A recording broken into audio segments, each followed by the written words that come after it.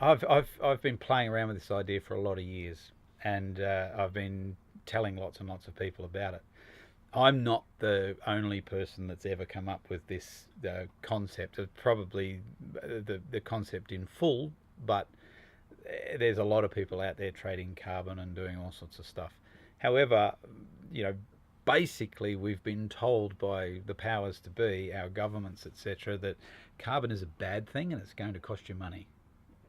And whenever we tell people that, people will contract straight away, and they go, "Whoa, I don't want to have anything to do with that."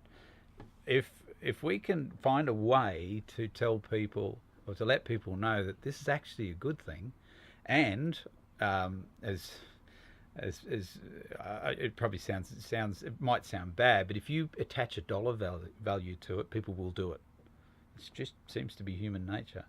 So what I've been working on over the years is a carbon banking system, a carbon collective, where we look at our carbon sinks, and our biggest carbon sinks we have are the atmosphere, our oceans, and our soils. Now our oceans are full to the point where they're acidifying and warming. Our atmosphere's full. It's I think last count 420 parts per million, which all the scientists seem to say that indicates the beginning of runaway climate change. Our soils are depleted of carbon. We dig it up and burn it in the form of coal-fired power stations and things like that. Over tillage of soil and farming, synthetic fertilizers and chemicals. We're releasing carbon at a massive rate out of our soils. We need to put it back, and that's how we can balance our three on a global perspective. So I'm looking at a system of reward or passive income, and to start here in the islands, to give the farmers in the islands a passive income for simply doing the right thing and sequestering carbon. And it's again, it goes back to being based around the source school. If you learn those sustainable farming practices, you will actually sequester carbon back into the soil. And we've measured this over the years, and that's what's got me so excited about it, because we've actually seen increases in carbon of up to 0.75% in a year, which is amazing when you consider that carbon's it roughly is about 1%, equates to about 12 tonnes per acre. So that's quite a bit of carbon to sequester into the soil each year. So I figure that if the farmer should be rewarded for that, for doing the right thing, so we can open him a carbon bank account, and he can put that excess carbon into that bank account and get a percentage interest rate passive income from that. Now it's a really large conversation, and there's a whole lots of facets to it. I'm not sure you want me to go into the whole complete thing here, but it's a way to change the way we deal with carbon, and from a global perspective, in changing the mindset that carbon's bad and it's going to cost us money, to carbon's good. Let's all get behind it, because we can all make a quid out of it. That's the beauty of it. It's the great equalizer, as I like to call it. You have 4,800 acres on Mungo Island sequestering carbon at the same rate as the farmer on Batiki with 1 acre sequestering carbon at the same rate. It has a value. And whether or not you have 4,800 acres or 1 acre, you still have the same value of carbon that you can put into your. In fact, a smaller farmer benefits more, because his impact is less and his carbon footprint is less on that piece of land, so he can sequester carbon faster. So monetarily, he's earning more money than the 4,800 acre farmer, who has a much larger carbon footprint that he has to deal with first before he can offset his carbon to say that I have an excess that I can actually put into a bank account. So yeah, it's the great equalizer, I believe.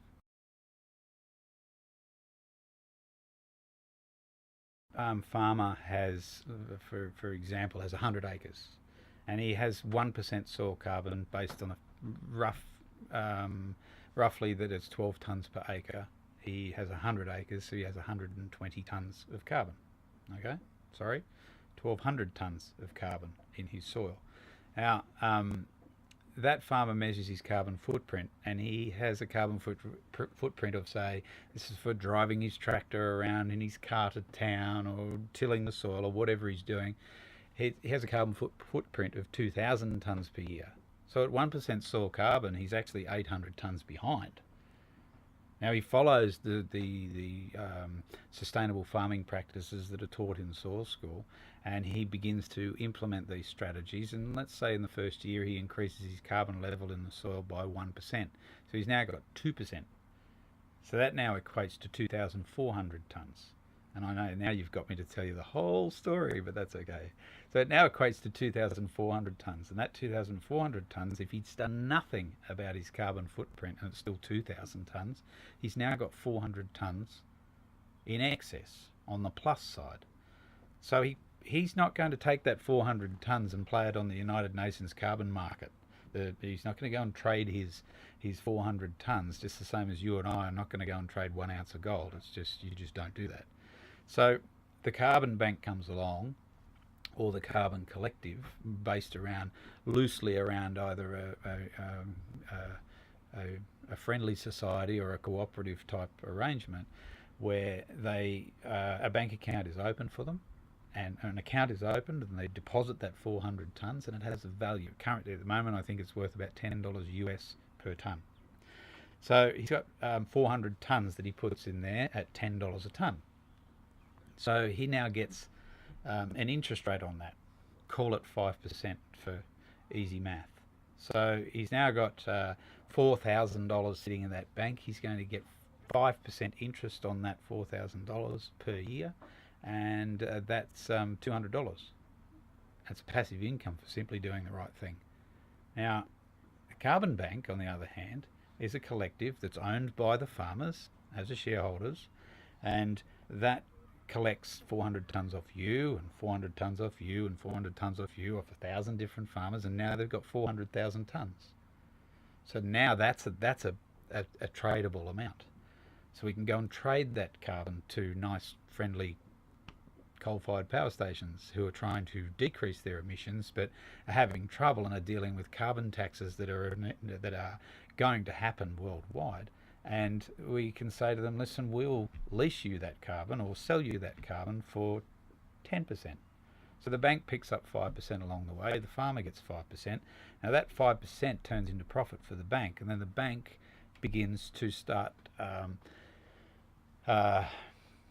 rolling out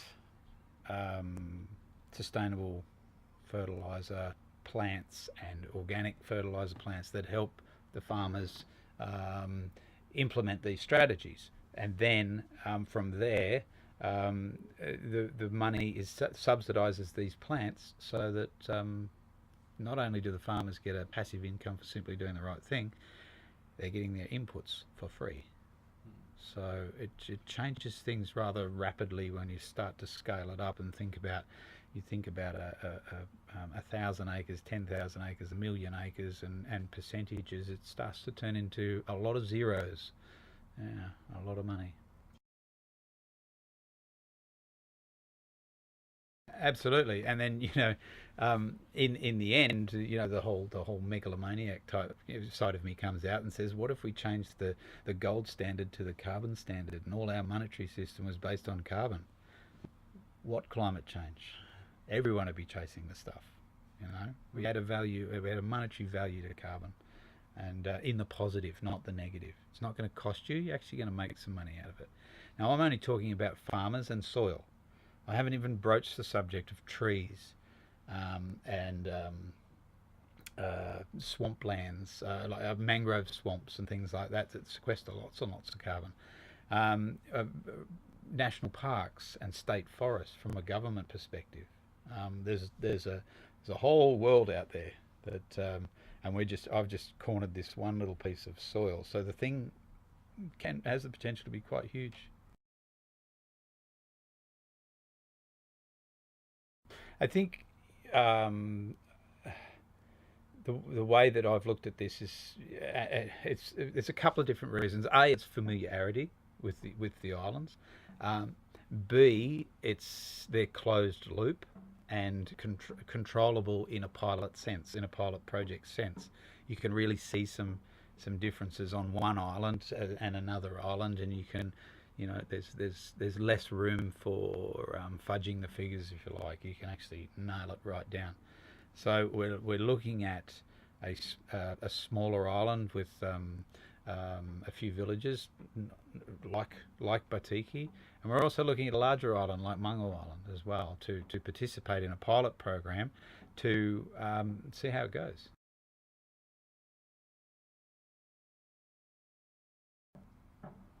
Well, I think it can happen fairly quickly.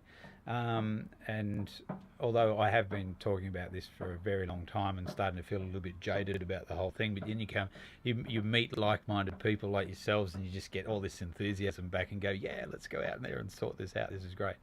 We've got the model that we came up with is, and I have a really hard time talking about this, but it comes down to funding, and I really struggle with the word funding and and the fact that you actually need it sometimes to get things to go. But we looked at two models, a 1 year pilot and a 2 year pilot, and basically it's 125,000 for the 1 year pilot and 250 for a 2 year pilot, to get it off the ground, to do a study and say yes, this works. Now let's roll it out.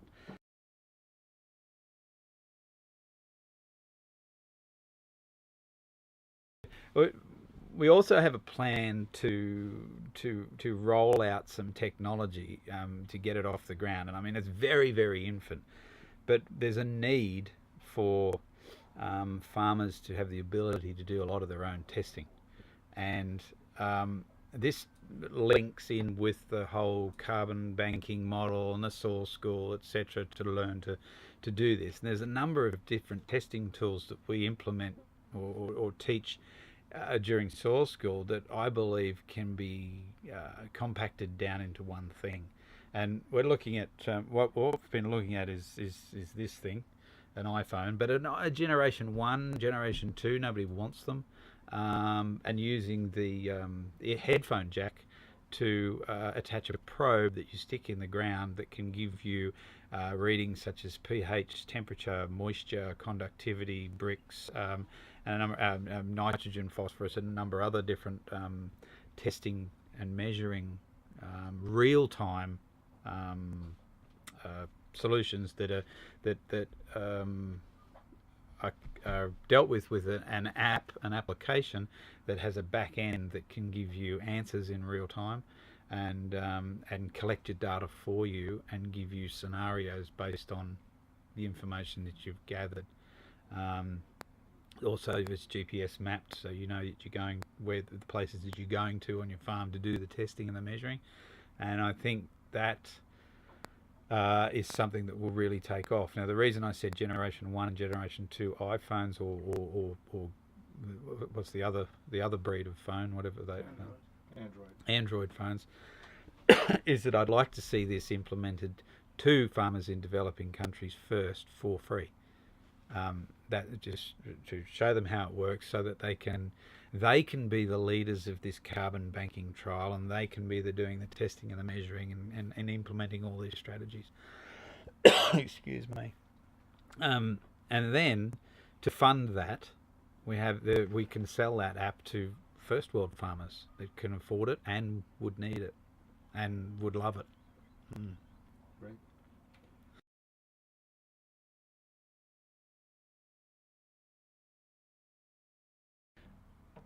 I think part of that testing and monitoring part of it, a big part of this is each year each farmer needs to be soil tested. So there's a lot of data collection. One of the other things that there's another piece of technology that is probably in its way too infant to talk about here, but basically each year each farmer needs to have a soil test and needs to be benchmarked against the standard to say, well, okay, he's actually sequestered carbon, or he hasn't, he or she hasn't this year. So there's a lot of data collection if you're working on a number of different Pacific islands. It's actually getting to the island and going around and physically doing that and then getting it tested. So, that would be one awesome thing. And with Sea Mercy's capabilities and vessels that are out there, it could make a great what's the word?